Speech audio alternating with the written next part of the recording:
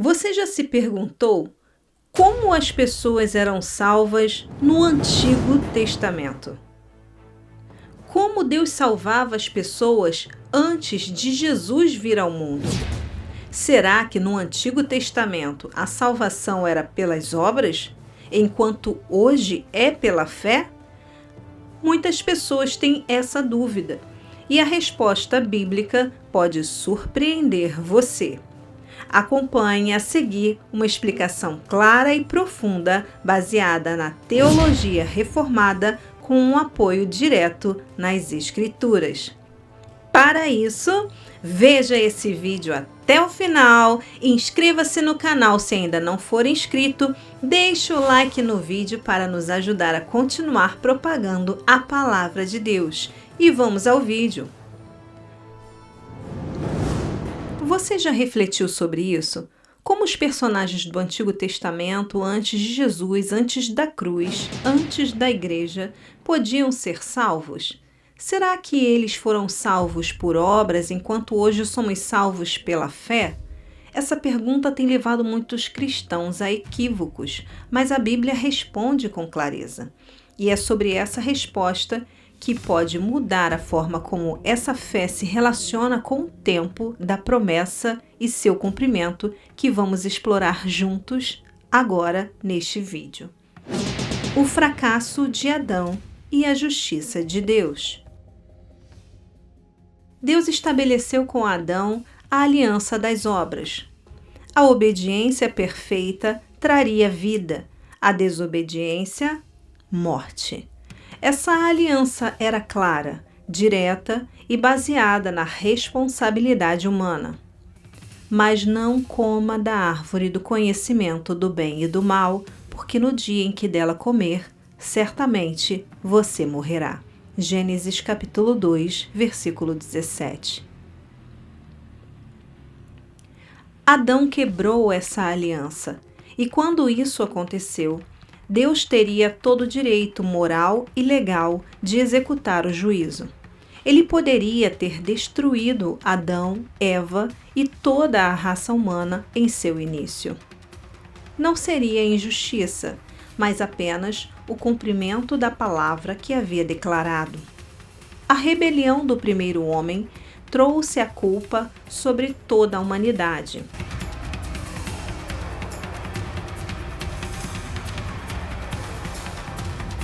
Pois Adão era seu representante federal. A sentença de morte estava justificada, mas Deus escolheu um caminho que revelaria ainda mais o seu caráter. A graça de Deus se manifesta.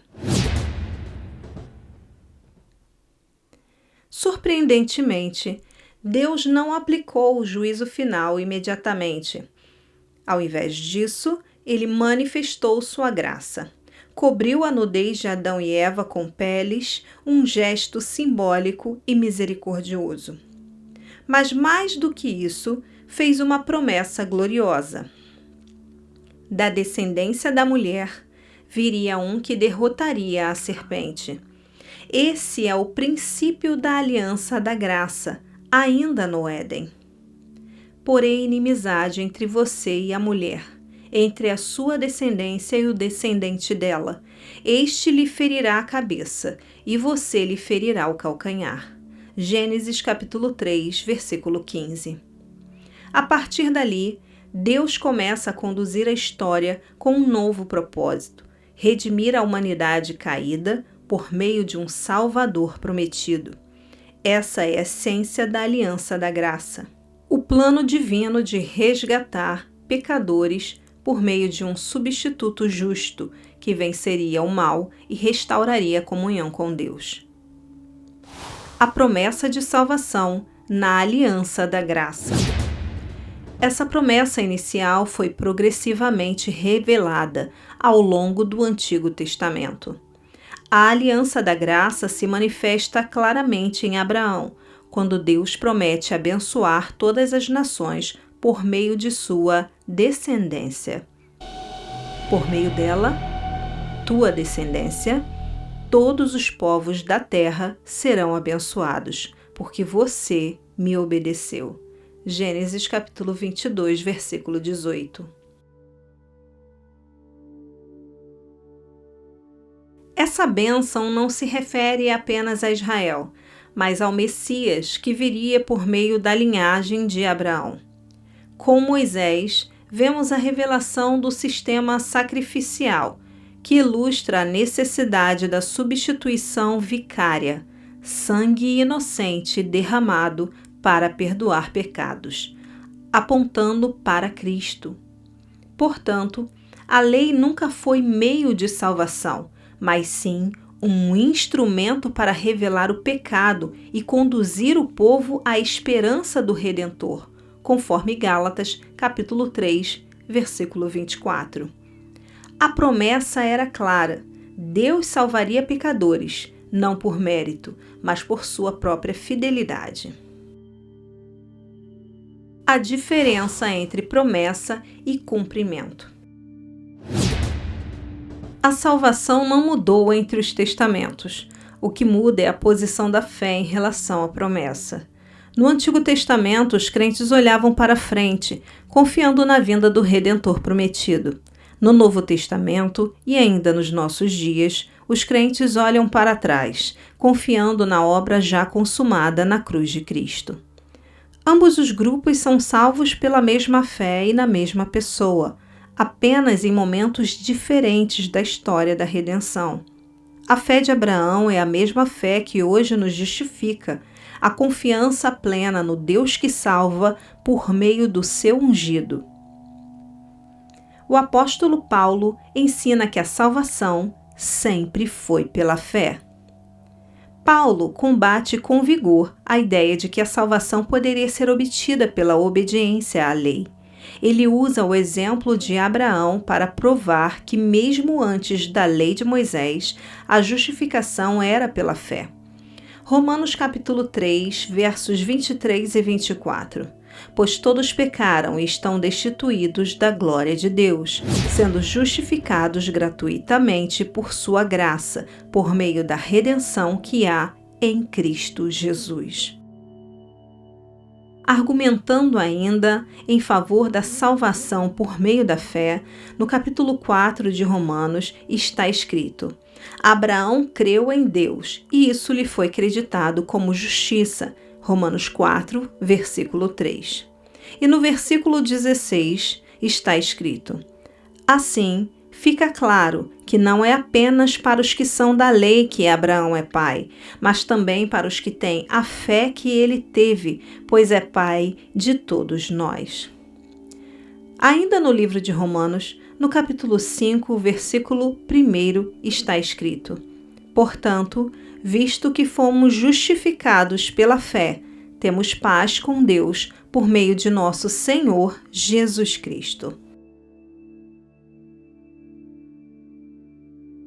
O apóstolo Paulo revela que a única forma de justificação em todos os tempos é pela fé na promessa de Deus. Fé que, hoje, reconhece o nome de Jesus como aquele que cumpriu toda a obra. O essencial continua o mesmo. Embora o modo de revelação tenha se desenvolvido, a essência da salvação permanece imutável. Ela é pela graça de Deus. Ela é por meio da fé no Redentor, não por obras humanas. A diferença entre os tempos bíblicos está na clareza com que vemos o plano de Deus. Aqueles que viveram antes de Cristo tinham os símbolos, as sombras e as promessas. Nós temos a luz plena, o cumprimento e o nome de Jesus.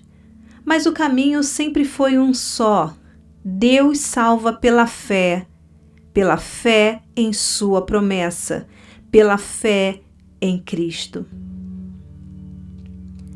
Uma realidade consumada.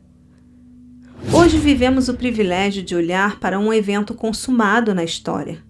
A obra de Cristo foi real, visível, pública, uma redenção que se deu em tempo e espaço.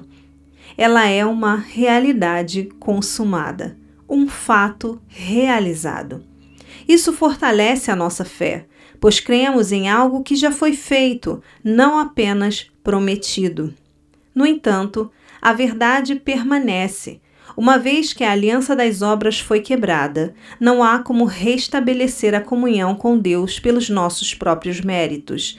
A restauração só pode ocorrer por meio da misericórdia divina. É pela graça de Deus, nunca por justiça humana. É pela obra do Salvador, jamais por esforço religioso.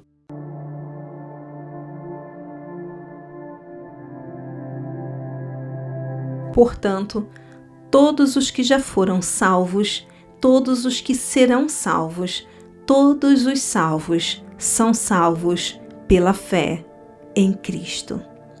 Obrigado por assistir esse vídeo até o final. Inscreva-se no nosso canal, deixe marcado o gostei no vídeo e compartilhe para que mais pessoas possam ser alcançadas por essa palavra abençoada que vem do Senhor. Que Deus te abençoe e até o próximo vídeo. Shalom! Inscreva-se no canal Sem Fermento, pregando simplesmente a verdade.